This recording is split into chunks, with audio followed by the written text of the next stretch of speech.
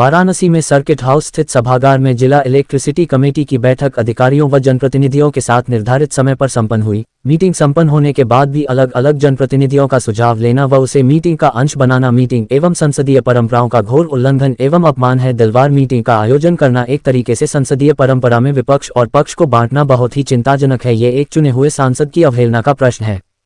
उक्त बातें चंदौली से समाजवादी पार्टी के सांसद वीरेंद्र सिंह ने टैगोर टाउन अर्दली बाजार स्थित कैंप कार्यालय में आयोजित पत्रकार वार्ता के दौरान पत्रकारों से कही। उन्होंने बताया केंद्र सरकार द्वारा संचालित योजनाओं की समीक्षा हेतु दिशा कमेटी की तरह जिला इलेक्ट्रिसिटी का गठन केंद्र सरकार द्वारा किया गया है, जिसमें उस जिले के वरिष्ठ सांसद अध्यक्ष होंगे और वाइस चेयरमैन इस जिले से संबंधित सांसद होगा। क्योंकि बनारस के सांसद प्रधानमंत्री नरेंद्र मोदी हैं, अतः उनकी अनुपस्थिति में उस कमेटी की अध्यक्षता का अधिकार मुझे है। अपनी बात रखते हुए उन्होंने कहा, मंगलवार सुबह 11 बजे मीटिंग प्रारंभ हुई, जिसमें जिला प्रशासन व बिजली विभाग के अधिकारियों के अलावा ही अन्य जनप्रतिनिधियों के प्रतिनिधि उपस्थित थे और बिजली संबंधित आमजन की समस्याओं को अधिकारियों से साझा कर उसे दुरुस्त करने का प्रस्ताव मीटिंग में पारित किया गया।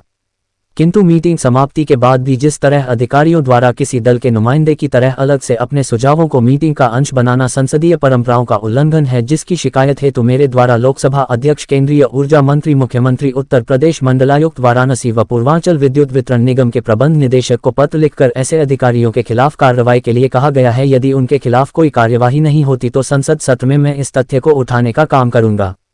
वाराणसी से संतोष कुमार सिंह की रिपोर्ट। प्रयागराज में और दिल्ली में छात्र आंदोलन क्या कहेंगे? छात्रों की बात नहीं सुनी जा रही है। One day one election. देखिए, छात्रों की मांग जायज। यदि एक पद की परीक्षा हो रही है तो उस पर आने वाले प्रश्न एक तरीके से होने चाहिए। जब एक तरीके से प्रश्न होंगे तो उसके उनमें किसी भी तरीके से डिस्क्रिमिनेशन नहीं पैदा किया जा सकता। छात्रों के इस भ्रम को सरकार को दूर करना चाहिए। और जब एक देश एक चुनाव की बात कर रहे हैं तो एक एग्जामिनेशन भी नहीं करा सकती यह सरकार। तो सरकार को इसकी नीयत में फर्क है और सरकार की नीयत के विरुद्ध छात्र जो है आंदोलन कर रहे हैं। लेकिन क्या लगता है, छात्रों की मांग को जाकर क्या मनाना नहीं चाहिए? अधिकारी गए लेकिन छात्र मानने को भी तैयार नहीं है। देखिए, सरकार तानाशाही सरकार है जो लाठी डंडे के बूते लोगों की आवाज को दबाना चाहती है। आज हम मझवा क्षेत्र के प्रभारी हैं और वहाँ उपचुनाव हो रहा है। पूरे देश में उपचुनाव आज खत्म हो रहा है, वोट पड़ रहे हैं और केवल उत्तर प्रदेश में ही एक ऐसा प्रदेश है जहां हार के डर से भारतीय जनता पार्टी ने चुनाव को आगे बढ़ा दिया। मेरा मानना है कि जितना वो आगे बढ़ाएंगे उतने ज्यादा मतों से हारेंगे। तीसरी बात